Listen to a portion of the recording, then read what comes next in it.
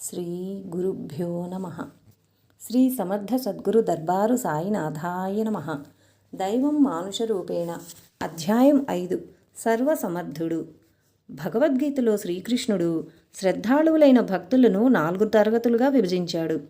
చతుర్విధా భజంతే మాం జనా సుకృతినో అర్జున ఆర్తో జిజ్ఞాసుర్ అర్థార్థి జ్ఞానీ చ భరతర్షభ. ఈ అధ్యాయంలో ఆర్తులు అర్ధార్థులు అయిన భక్తులు భక్తి శ్రద్ధలతో వారి హృదయ ఫలకమున సద్గురువును నిలిపి ప్రార్థించిన వారికి యోగ్యతను అనుసరించి సమంజసము సహేతుకమైన కోరికలను తీర్చిన అనుభవాలు కూర్చటమైనది. ఈ అనుభవములు శ్రీ స్వామివారి యొక్క సర్వసమర్థత్వ లక్షణమును నిరూపణ చేస్తాయి. శ్రీ దర్గా స్వామివారు ఆర్తులకు సంతానం, విద్య, ఉద్యోగం, ఆర్థికము, వివాహం మరియు ఆరోగ్యము అను 6 విషయములు ప్రసాదించారు. ఈ 6 3 విషయములు అమ్మయ్య గారు, 3 విషయములు స్వామివారు భక్తులకు ఇచ్చేవారని స్వామివారు ఒక సందర్భంలో చెప్పారు. సాధారణంగా పై 6 విషయాలలో స్వామిని అడిగే ముందర కనీస మానవ ప్రయత్నం చేయాలి. ఏ ప్రయత్నమూ చేయకుండా వెళ్ళి స్వామిని పెళ్లి కావాలనో ఉద్యోగం కావాలనో అడిగితే మందలించేవారు. కొన్ని సందర్భాలలో భక్తులు వెళ్ళి స్వామి మీ ఆశీస్సులు కావాలి అని అడిగినప్పుడు వారిని స్వామి మందలించారు. ఆశీస్సులు అడిగే ముందర ఏ విషయంలో కావాలో ఫలానా పని చేస్తున్నానని చెప్పి ఆ విషయంలో తెలియజెప్పి అడగాలని చెప్పేవారు. సంతానం. సాధారణంగా ఎవరైనా దంపతులు సంతానం కొరకు స్వామిని ప్రార్థిస్తే స్వామి వారి కులదైవం ఎవరని అడిగేవారు. కొన్ని సందర్భాలలో ఒక స్త్రీ కనపడుతోంది, ఎవరామె, మీరు ఏ పేరుతో కొలుస్తారు అని అడిగేవారు. బిడ్డ పుడితే తమ కులదైవం పేరు పెట్టుకొని ఆయన ఆమె పేర వెంట్రుకలు తీయిస్తామని మొక్కుకోమని చెప్పేవారు. చిన్మయ మిషన్ ఉభయ తెలుగు రాష్ట్రాల అధ్యక్షునిగా స్వామి చిదాత్మానంద గారు చాలా కాలంగా పనిచేస్తున్నారు. ఈ పాత్రలో ఆయన మిషన్ ద్వారా ఎన్నో సేవా మరియు ధార్మిక కార్యకలాపాలను నిర్వహిస్తుంటారు. చిదాత్మానంద గారి తల్లిగారు నీలకంఠరావుపేటలో జన్మించినారు. వీరు దర్గా మాతాజీ గారికి బాల్య స్నేహితులు. వీరికి వివాహమైన తర్వాత సంతానం కొరకు స్వామి ఆశీస్సుల కోసం ప్రార్థిస్తే తల్లి నీకు పుండరీకుడు జన్మిస్తాడు అని ఆశీర్వదించారు. చిదాత్మగారు వారికి కలిగిన ఏకైక సంతానం. చిదాత్మగారు చిన్నతనం నుండి ఆధ్యాత్మిక ప్రవృత్తి గలవారై యుక్త వయసులో చిన్మయానందుల వారి పట్ల ఆకర్షితులై మిషన్లో చేరి సన్యసించినారు. వారు సన్యసించిన తర్వాత కూడా వృద్ధులైన తమ తల్లిదండ్రులను జాగ్రత్తగా చూసుకుంటున్నారు. ఎన్నో సంవత్సరాల క్రితం స్వామివారు చెప్పిన వాక్కు ఈ విధంగా నిజమైంది. దమ్మపేట నుండి లక్ష్మి అనగా శ్రీనివాసు గారి భార్య 1994లో పెళ్లి కాకముందు దర్గా స్వామి దగ్గరికి వెళ్ళినప్పుడు స్వామి ఆమెతో 1995లో గురుకృప కలుగుతుంది, తర్వాత నీకొక కోరిక ఉంటుంది, అది నెరవేరుతుంది అన్నారు. 1995లో ఆమెకు పెళ్ళయింది. తర్వాత ఆమెకు 7 సంవత్సరాల వరకు సంతానం కలగలేదు. డాక్టర్లు పరీక్షలు చేసి పిల్లలు పుట్టరని చెప్పారు.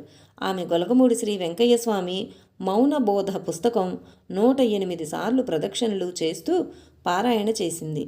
ఒకసారి గొలగమూడి వెంకయ్య స్వామి దర్శనానికి వెళ్ళినప్పుడు అక్కడ సత్సంగంలో శ్రీ సుబ్బరామయ్య గారితో సంతానం కొరకు దర్గా స్వామి వారిని ప్రార్థించాలని అనుకుంటున్నాను అని చెప్పింది. దానికి సుబ్బరామయ్య గారు, అమ్మా బిడ్డలు పుట్టలేదని బాధపడతాము, కానీ బిడ్డలు పుట్టిన వాళ్ళందరూ బాగున్నారా? పిల్లలు పుట్టాక ఏమి ఇబ్బందులు వస్తాయో, తర్వాత వాళ్ళ కోసం ఎన్ని కోరికలు కోరాల్సి వస్తుందో కదా, మనకేది మంచిదో ఆయనకి తెలుసు. అంతేగాక సరైన సమయంలో ప్రసాదిస్తారు. మనం ఎప్పుడూ స్వామి ఆశీస్సులను మాత్రమే అడగాలని చెప్పారు. ఆమెకు ఈ విషయం హృదయగతమై స్వామి దగ్గరికి వెళ్ళినప్పుడు స్వామి ఏం కావాలని 2-3 సార్లు అడిగినా మీ ఆశీస్సులు కావాలని అడిగింది. ఆమె ప్రార్థనతో సంతృప్తి చెందిన స్వామి అక్కడున్న వారితో ఆమెను చూపిస్తూ మా అమ్మాయికి బిడ్డ పుడతాడని చెప్తూ ఆమె వైపు తిరిగి మీకు బిడ్డ పుట్టినప్పుడు మీ ఊరు వస్తాను అని చెప్పారు.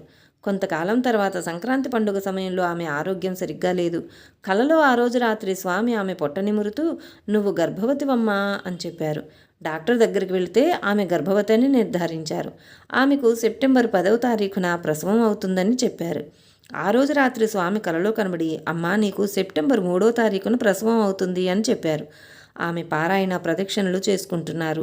సెప్టెంబర్ 3వ తారీఖు మంగళవారం అయింది. ఆమె చేసే గురుచరిత్ర సప్తాహ పారాయణ బుధవారం అవుతుంది. కాబట్టి ఆమె దర్గాస్వామి ఫోటోకి, స్వామి గురుచరిత్ర పారాయణ అయిన తర్వాత నాకు ప్రసవం అయ్యేటట్లు చూడండి అని చెప్పుకున్నారు. సెప్టెంబర్ 3వ తేదీ రాత్రి నొప్పులు వచ్చి ఆగిపోయాయి. సెప్టెంబర్ 4వ తేదీన ఆమె పారాయణ పూర్తయిన తర్వాత నొప్పులు మొదలయ్యి సాయంత్రానికి ఆమెకు బిడ్డ పుట్టాడు. చిత్రంగా అదే రోజు దమ్మపేట సాయిబాబా గుడి బీరువాలో ఉంచిన దర్గాస్వామి చిత్రపటాన్ని కమిటీ వారు బయటికి తీసి మందిరంలో వెంకయ్యస్వామి ఫోటో పక్కన ఉంచారు. అది ఆమె అబ్బాయి పుట్టిన 10 నిమిషాలకి. ఇలా ఆవిడ బిడ్డ పుట్టిన తర్వాత స్వామి ఆమె ఊరు వస్తారన్న మాటను నిజం చేశారు. రాజీవ్ గారి చెల్లెలికి 2003లో వివాహం అయింది. 2008 దాకా సంతానం కలగలేదు. సంతానం కొరకు ఎన్ని ప్రయత్నాలు చేసినా ఫలించలేదు. రాజీవ్ సూచించగా వారు స్వామి దర్శనం చేసుకున్నారు. స్వామి అతని చెల్లెల్ని, బావని మరలా దర్శనానికి వచ్చేటప్పుడు ఎండు ఖర్జూర పండ్లు తీసుకురమ్మన్నారు. వారు అలానే దర్శనం చేసుకున్నారు. స్వామి ఆశీర్వదించి ఆ పండ్లను తిరిగి వారికే ప్రసాదంగా చెరిసగం ఇచ్చినారు. ఒకసారి అతని చెల్లెలు, బావగారు దర్శనానికి వచ్చినప్పుడు స్వామి రాజీవ్తో, నాయనా రేపు నెల్లూరు వెళ్తున్నాము, శంకరయ్యకి చెప్పి పెట్టినాను, నీవు నీ బావను అశ్వత్థనారాయణుడికి 1 గ్లాసు పాలు 1 గ్లాసు నీళ్లు పెట్టమను, ఏమైనా అడ్డంకులు ఉంటే తొలగిపోతాయి అన్నారు. రాజీవ్ బావ అలానే చేశారు. కొంతకాలం తర్వాత స్వామి ఆశీస్సులతో వారికి ఒక ఆడబిడ్డ జన్మించింది. కానీ 8 నెలలకే ఆడపిల్ల పుట్టింది. పుట్టిన బిడ్డ బలహీనంగా ఉండి బరువు తక్కువగా ఉన్నది. స్వామి వాళ్ళని దర్గాలకు తీసుకొచ్చి దర్శనం చేసుకోమన్నా బిడ్డ బలహీనంగా ఉండటం వల్ల వాళ్ళు రాలేదు.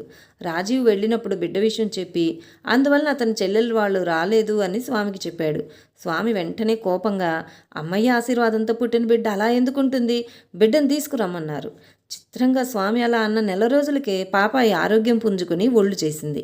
రాజీవ్ చెల్లెలు, బావగారు స్వామి దగ్గరకు వస్తున్నప్పుడు అతను వారితో వెళ్ళేవాడు. ఒకసారి స్వామి దగ్గరికి వెళ్తూ అతను బావగారితో, 2-3 సంవత్సరాల నుండి స్వామి దర్శనం చేసుకుంటున్నావు కదా, మీ అనుభవం ఏమిటి అని అడిగాడు. బావగారు చెప్తూ, స్వామి దగ్గరికి రాకముందర ఆఫీసులో చాలా పని ఒత్తిడి ఉండి శని ఆదివారాల్లో కూడా పని చేయాల్సి వచ్చేది. స్వామి దగ్గరికి వస్తున్నప్పటి నుండి శని ఆదివారాల్లో చేయాల్సి రావటం లేదు. పైగా పనిలో ఎన్ని ఆటంకాలున్నా వాటంతటా అవే సమసిపోతున్నాయి అని చెప్పారు. రాజీవ్ చెల్లెలు, బావగారు స్వామి దర్శనం చేసుకున్నది సంతానం కోసం మాత్రమే. కానీ అతని బావగారి ఉద్యోగంలో ఉన్న అధిక పని భారం, ఆటంకాలను కూడా స్వామి తొలగించారు. స్వామి దర్శనమే మహాభాగ్యం. మనకి ఏది శ్రేయస్సో గ్రహించి స్వామే మనకు అది ప్రసాదిస్తారని తెలుస్తోంది. స్వామి ఒకసారి చెన్నై వచ్చినప్పుడు శ్రీకాంత్ గారికి తెలిసిన ఒక దంపతులు స్వామితో వారికి వివాహం జరిగి 12 సంవత్సరాలైనా కూడా సంతానం లేదని సంతానం ప్రసాదించమని ప్రార్థించారు. స్వామి వారితో, గోకర్ణం వెళ్ళి ఇంటికి రా, చెన్నై నుండి స్వామిమలైకి వెళ్ళు, అక్కడ అర్చన చేసి ఇక్కడికి 5వ దినం వచ్చినావంటే ఖర్జూరం పంపిస్తామని చెప్పారు. వారు అలానే చేశారు. సంవత్సరం తర్వాత వారు బిడ్డతో స్వామి దర్శనానికి వచ్చారు. విద్య. దమ్మపేట మోహన్ రావు గారు తమ పెద్దమ్మాయిని ఇంటర్మీడియట్ అయిన తర్వాత ఆశ్రమానికి తీసుకువెళ్లారు. స్వామి ఆ అమ్మాయితో, హైదరాబాద్లో చేరితే మీ నాయనకి ఎక్కువ ఖర్చు అవుతుంది, గంగారాం సాయి స్ఫూర్తి కాలేజీలో కంప్యూటర్ సైన్స్ గ్రూప్లో ఇంజనీరింగ్ చేరు అని చెప్పారు. ఆ అమ్మాయి ఎలక్ట్రానిక్స్ గ్రూప్లో చేరతానన్నది. స్వామి సరే నీ ఇష్టం అని అన్నారు. కౌన్సిలింగ్కి వెళ్ళినప్పుడు కంప్యూటర్ సైన్స్ గ్రూప్లో 2 సీట్లు, ఎలక్ట్రానిక్స్ గ్రూప్లో 10 సీట్లు ఉండేసరికి కంప్యూటర్ సైన్స్ గ్రూప్కే ఎక్కువ డిమాండ్ ఉందని కంప్యూటర్ సైన్స్ గ్రూపు తీసుకున్నది. అడ్మిషన్స్ తర్వాత స్వామి దగ్గరికి వెళ్ళినప్పుడు వారేమీ చెప్పకముందే స్వామి ఆ పెద్దమ్మాయితో, కంప్యూటర్ సైన్స్ గ్రూప్ తీసుకోనన్నావు, మరి అదే ఎందుకు తీసుకున్నావు అని అడిగారు. దీంతో ఆయన సర్వజ్ఞత్వం మరియు తనను నమ్ముకున్న మోహన్ రావు గారి ఆర్థిక ఇబ్బంది లేకుండా చేయటం స్పష్టమవుతుంది. ఆయన 2వ అమ్మాయిని కూడా ఇంటర్మీడియట్ అయిన తర్వాత స్వామి దగ్గరికి తీసుకువెళ్ళి ఏమి చదివించమంటారు అని అడిగారు.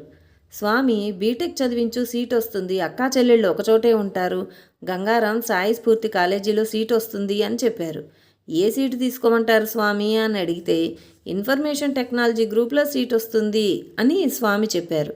తర్వాత వారి అమ్మాయికి ఎంసెట్లో 82,000 ర్యాంక్ వచ్చింది. సాధారణంగా ఆ ర్యాంకుకు గంగారాం సాయి స్ఫూర్తి కాలేజీలో సీటు రావడం కష్టం. స్వామి దగ్గరికి వచ్చి, స్వామి మీరు గంగారాం సాయి స్ఫూర్తి కాలేజీలో సీటు వస్తుందన్నారు, వారి అమ్మాయికి 82,000 ర్యాంక్ వచ్చింది, ఆ ర్యాంకుకు ఎక్కడా సీటు వచ్చే సూచనలు కనబడటం లేదు, ఎలాగ స్వామి అని అడిగారు. స్వామి సీటు వస్తుంది అని 3 సార్లు అన్నారు. హైదరాబాదులో కౌన్సిలింగ్కి వెళితే ఖర్చు ఎక్కువ అవుతుంది, గుంటూరుకి వెళ్ళు అని స్వామి చెప్పారు. కౌన్సిలింగ్ ముందర రోజే వెళ్ళి విచారిస్తే అప్పటికే గంగారాం సాయి స్ఫూర్తి కాలేజీలో సీట్లు అయిపోయి వారం అవుతోందని తెలిసింది. అడ్మిషన్ కౌన్సిలింగ్లు మరునాడు ఉదయం 11 గంటల దాకా ఆ కాలేజీలో సీట్లు లేవు. మోహన్ రావు గారు టెన్షన్ పడి స్వామికి ఉదయం 11:30 గంటలకు ఫోన్ చేశారు. స్వామితో, స్వామి మీరు సీటు వస్తుందన్నారు, సీట్లు లేవు, మమ్మల్ని మధ్యాహ్నం 2 గంటలకు పిలుస్తారు, నన్ను ఏం చేయమంటారు అని అడిగితే స్వామి తన ప్రక్కనున్న శంకరయ్య గారితో, అరే శంకర, మోహన్ గాడు వాడి బిడ్డ గుంటూరు కౌన్సిలింగ్కి వెళ్ళారు, సీటు లేదని కొట్టుకు చేస్తున్నాడు, సీటు ఉందిరా అంటున్నా వినటం లేదు అని చెప్పి ఆయనతో రేపు ఉదయం 9 గంటలకి సీటు ఇస్తారు, నువ్వుండు, వెళ్తే సీటు రాదు అన్నారు. ఆయన మరలా, కాదు స్వామి, ఈరోజు 2 గంటలకు కౌన్సిలింగ్ అంటే రేపు ఉదయం 9 గంటలకు వస్తుందంటున్నారు, నాకు పరిస్థితి అర్థం కాలేదు అని అడిగారు. స్వామి వెంటనే, సీటు ఉంది, వస్తుంది, రేపు ఉదయం 9 గంటలకు ఇస్తారు, నువ్వు తిరిగి వెళ్ళకు అని చెప్పారు. జాబితా ప్రకారం 2 గంటలకు వారిని పిలుస్తారని ఎదురు చూస్తుండగా అనివార్య కారణాల వలన అంతర్జాలం పనిచేయలేదు, ఇంటర్నెట్ పనిచేయలేదు. అందువలన ఆ రోజు జరగవలసిన కౌన్సిలింగ్ మర్నాటికి వాయిదా వేశారని తెలిసింది. మరునాడు జాబితాలో వారి ముందర ఉన్న సత్తుపల్లి అమ్మాయి వెళ్ళి గంగారం కాలేజీలో సీటు కావాలని అడిగింది. ఆ కాలేజీలో సీట్లు లేవని చెప్పగా ఆ అమ్మాయి కరీంనగర్ కాలేజీలో సీటు ఎంచుకుంది. వారిని పిలిస్తే వారు కూడా గంగారాం కాలేజీలో సీటు కావాలంటే వాళ్ళు, మీ ముందరే కదా ఆ అమ్మాయిని కరీంనగర్లో తీసుకోమన్నాము అని చెప్తుంటే మోహన్ రావు గారి అమ్మాయి ఏడవటం మొదలుపెట్టింది. అంతలోనే కంప్యూటర్లో గంగారాం కాలేజీలో ఐటీ సీట్ ఒకటి ఉందని చూపెట్టింది. వెంటనే దాన్ని వారి అమ్మాయి పేరును రాస్తూ, మీకు బలమైన దైవకృప ఉంది, అందువల్లనే ఈ క్షణం దాకా లేని సీటు మీకోసం వచ్చింది అన్నారు. ఫీజు కట్టేసి బయటకు వచ్చాక స్వామికి ఫోను చేస్తే, స్వామి రాదన్నావు కదరా, డబ్బెట్టి కొనుక్కుంటానన్నావు కదరా, ఆ సీటు మనదిరా, నేను దాచిపెట్టి ఉంచాను అని చెప్పారు. కేవలం స్వామి దయ వల్ల మాత్రమే మోహన్ రావు గారి అమ్మాయికి ఇంజనీరింగ్లో సీటు వచ్చింది. దానికి క్రింది సన్నివేశంలో స్వామి ఇచ్చిన అభయమే నా కారణం. స్వామివారి అమ్మాయికి సీటు వస్తుందన్న తర్వాత ఒకసారి స్వామి దగ్గరికి వెళితే స్వామి, అరే మోహన, మీ అమ్మాయికి డొనేషన్ కట్టుకో అని అన్నారు. వెంటనే ఆయన మనసులో, ఇంతకుముందు సీట్ ఇప్పిస్తానన్నారు, ఇప్పుడు డొనేషన్ కట్టుకోమంటున్నారు, ₹1,00,000 డొనేషన్ ఎక్కడి నుండి తేవాలి, ఇప్పుడు అమ్మాయిని డిగ్రీలో చేర్చడానికి కూడా లేదు, అందువలన తర్వాత రోజు స్వామికి చెప్పకుండా వెళ్ళిపోదాం అనుకున్నారు. ఆ రోజు రాత్రి అమ్మయ్య సమాధి దగ్గర విన్నవించుకొని పడుకున్నారు. ఆ రోజు రాత్రి కలలో అమ్మయ్య స్వామితో, మీరు మోహన్కి మొదట సీట్ ఇప్పిస్తానన్నారు, మరలా ఇప్పుడు డొనేషన్ ఖర్జూరాలంటున్నారు అని అడిగింది. దానికి స్వామి, వాడిని ₹11 దక్షిణ ఇవ్వమను, సీట్ వస్తుంది అన్నారు. అమ్మయ్య ఆయనతో, అరే మోహన, ₹11 దక్షిణ ఇవ్వు అని చెప్పారు. స్వామి కాగితాల మీద సంతకం చేసి, ఇదిగో సీటు తీసుకో అని ఇచ్చారు. అంతటితో ఆ స్వప్నం ముగిసింది. మర్నాడు ఉదయం ఆరతి అయిన తర్వాత ఎవరికైనా స్వప్నాలు కానీ సందేశాలు కానీ వచ్చాయా అని ఆయన వంక చూస్తూ 4-5 సార్లు అడిగారు. మోహన్ రావు గారు మాట్లాడలేదు. స్వామి వెళ్ళిన తర్వాత శంకరయ్యకు చెబితే ఆయన, స్వామి అడిగినప్పుడు చెప్పకుండా ఉండటం తప్పు కదా, నువ్వు అమ్మయ్యకు వెళ్ళి క్షమాపణ చెప్పు, స్వామి నిన్ను పిలుస్తారు అని చెప్పారు. ఆయన అమ్మయ్య సమాధి దగ్గరికి వెళ్ళి, అమ్మ, తల్లి దగ్గర భయం ఉండదు గనక చెప్పాను, స్వామికి చెప్పాలంటే నాకు భయం, నువ్వే స్వామితో చెప్పు అని ప్రార్థించారు. స్వామి అడిగినప్పుడు చెప్పనందుకు ప్రాయశ్చిత్తంగా అమ్మయ్య సమాధి చుట్టూ 3 మోకాళ్ల ప్రదక్షిణలు చేశారు. తర్వాత ఆయన సామాన్లు సర్దుకుని బయటికి వచ్చి బయట నుండే స్వామికి వెళ్ళి వస్తానని చెబుతున్నారు. స్వామి లోపలికి రమ్మన్నా ఆయన సంకోచిస్తుంటే ఒక మాట మాట్లాడాలి, రమ్మని పిలిచారు. లోపలికి వెళ్ళగా అమ్మయ్య ఏం చెప్పింది అని అడిగారు. స్వామికి రాత్రి వచ్చిన స్వప్నం గురించి చెప్పారు. స్వామి వెంటనే, మరి ₹11 ఇచ్చావా అని అడిగారు. ఆయన దర్గాల దగ్గర హుండీల్లో దక్షిణ సమర్పించానని కానీ ఇంకా ఆ సీటు నీదే అని ఒక పేపర్ మీద సంతకం చేసి అభయం ఇచ్చారు. ఈ అభయం వల్లనే వారి అమ్మాయికి 82,000 ర్యాంక్ వచ్చిన వారి ఇంటికి దగ్గర కాలేజీలో స్వామి చెప్పినట్లు ఐటీ గ్రూపులో సీట్ వచ్చింది. మదనపల్లిలో నివసించే ఛాయగారి అమ్మాయిని స్వామి హైదరాబాద్లో బీటెక్ చదివించమన్నారు. అక్కడ 10-12 లక్షలు ఖర్చు అవుతుందని ఆమె సంకోచంతో తమిళనాడులోని హోసూరులో చేర్పించనా అని అడిగితే స్వామి, నీ ఇష్టం అని అన్నారు. ఆ మాటను అర్థం చేసుకోకుండా హోసూరులో 40,000 కట్టి చేర్పించారు. హైదరాబాదులో ఆమె చిన్నాన్న స్వామికి ఫోన్ చేసినప్పుడల్లా హైదరాబాదులో సీటు దొరుకుతుందేమో చూడమన్నారు. స్వామి దయ వలన హైదరాబాదులో సీటు దొరికింది. హోసూరులో 40,000 కట్టి ఉన్నారు. ఆ కాలేజీ వారు ఇప్పటిదాకా ఎవరికీ కట్టిన ఫీజు డబ్బు వెనక్కి ఇచ్చిన దాఖలాలు లేవు. ఈ విషయం ఆమె స్వామికి చెప్పుకుంటే దిగులు పడొద్దు, వాపసు ఇస్తారని అభయం ఇచ్చారు. అలానే స్వామి దయ వలన చిత్రాతి చిత్రంగా ఆమె కట్టిన డబ్బు వాపసు ఇచ్చారు. ఉద్యోగం. సాధారణంగా ఎవరైనా ఉద్యోగార్థం ప్రశ్న అడిగినప్పుడు స్వామి ఎక్కడైనా 4 చోట్ల అప్లై చేశావా, ఎక్కడైనా 2 చోట్లకు ఇంటర్వ్యూకి వెళ్ళావా అని అడిగేవారు. అలా చేస్తే జయం నాయనా అని చెప్పేవారు. ఈ విధంగా స్వామి మానవ ప్రయత్నానికి పెద్దపీట వేసి అడిగిన వారి ప్రయత్నాలు సఫలీకృతమయ్యేందుకు తమ ఆశీస్సులను జత చేసేవారు.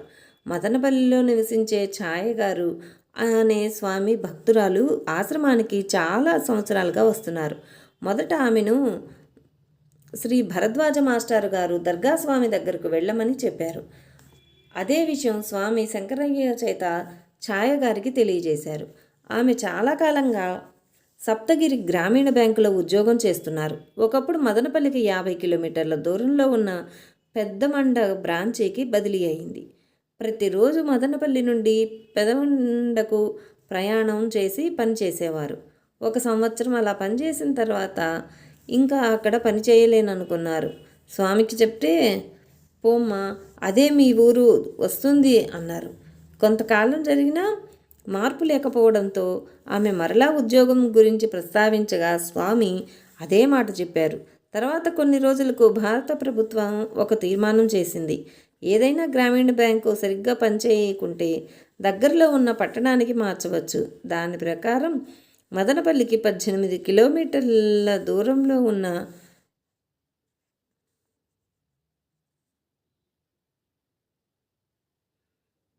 రెడ్డివారిపల్లె బ్రాంచ్ సరిగ్గా పనిచేయకపోవటం వల్ల దానిని మదనపల్లికి మార్చారు. ఆ బ్రాంచ్కి ఛాయ గారిని క్లర్కుగా బదిలీ చేశారు.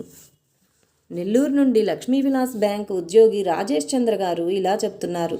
చిన్నప్పుడు మా నాన్నగారితో పాటు సాయిబాబా భజనల్లో పాల్గొనటం వలన సాయిబాబా మీద భక్తి కలిగి గురుభావంతో ఆరాధిస్తుండేవాడిని. 2006లో డాక్టర్ సురేంద్ర గారు టీటీడీ ప్రాంగణంలోని సాయి మందిరంలో ఉన్న దర్గా స్వామి దగ్గరకు తీసుకుని వెళ్ళి భజనలు పాటలు పాడతానని స్వామికి చెప్పగానే స్వామి నన్ను దగ్గర కూర్చోబెట్టుకొని పాడమన్నారు. పాడిన తర్వాత స్వామి ఆశీర్వదించారు. ఆ రోజే నాకు లక్ష్మీ విలాస్ బ్యాంకు వ్రాత పరీక్షకి రమ్మని లెటర్ వచ్చింది. ఆ తర్వాత ఇంటర్వ్యూకి వెళితే ముందర స్వామి దర్శనం చేసుకుంటే ఇంటర్వ్యూకి మజ్జిగ త్రాగి వెళ్ళమని చెప్పారు. ఇంటర్వ్యూ ముందర రోజు హైదరాబాద్లో సాయిబాబా గుడికి వెళితే మా కుటుంబ సభ్యులందరిలో నాకొక్కడికే పూజారి పూలు ఇచ్చారు. అంతకుముందు స్వామి నన్ను ఇంటర్వ్యూకి జేబులో పూలు పెట్టుకెళ్ళమని చెప్పిన మాటలు స్ఫురించి అవి స్వామి ప్రసాదంగా తీసుకున్నాను. తర్వాత రోజు ఇంటర్వ్యూ బాగా చేశాను. అక్కడికక్కడే నేను సెలెక్ట్ అయ్యానని చెప్పారు. ఇంతకుముందు వ్రాత పరీక్ష కూడా పిలవని నాకు దర్గాస్వామి దర్శనం మాత్రంతోనే నాకు ఉద్యోగం ఇచ్చారు. ఒకరోజు రాత్రి స్వప్నంలో దర్గాస్వామి కనపడి నీకేం భయం లేదు, నేనుంటాను, నిన్ను నేను నడిపిస్తాను అని చెప్పారు. దర్గాస్వామి వెనకాల సాయిబాబా కనబడి ఆశీర్వదించారు. ఆ స్వప్న దర్శనం తర్వాత దర్గాస్వామి మీద విశ్వాసం పెరిగి గురుభావం దృఢపడింది. రాయచోటి నుండి కిరణ్ అనే యువకుడు ఉద్యోగం కోసం ప్రయత్నిస్తున్న రోజుల్లో అతని పిన్ని దర్గాస్వామి గురించి చెప్పేది. అతను వాళ్ళ అమ్మ, చెల్లి 2 పిన్నమ్మలతో కలిసి స్వామి దర్శనానికి వెళ్ళాడు. అతని ఉద్యోగం గురించి అడుగగా స్వామి 3 నెలల్లో వస్తుంది అని చెప్పారు. సరిగ్గా 3వ నెల చివరి రోజున ఇంటర్వ్యూ పాస్ అయి అతనికి ఆ ఉద్యోగం వచ్చింది. స్వామి చెప్పిన విధంగా సరిగ్గా 3వ నెల ఆఖరి రోజున అతనికి ఉద్యోగం రావటం గమ్మత్తైన విషయం. రాయచోటి నుండి భరత్ అనే యువకుడు స్వామివారి ఆశీస్సుల వలన ఇంటర్మీడియట్ ఇంజనీరింగుల్లో మంచి మార్కులతో ఉత్తీర్ణుడయ్యాడు. ఉద్యోగం కోసం ప్రయత్నిస్తున్నప్పుడు స్వామి బాబా పల్లకి మొయ్యరా, ఉద్యోగం ఇప్పిస్తాము అన్నారు. స్వామి చెప్పిన విధంగా బాబా పల్లకి మోయగా అతనికి బెంగళూరులో ఉద్యోగం వచ్చింది. సామాన్యంగా మార్గదర్శనం కొరకు స్వామి వద్దకు వచ్చి అడిగినాక స్వామి 1-2 వాక్యాలు చెప్పేవారు. ఆ వాక్యం మీద దృఢమైన విశ్వాసంతో చెప్పిన పని చేస్తే అడిగిన వారి సమస్యలు తీరి పనులు సానుకూలమయ్యేవి.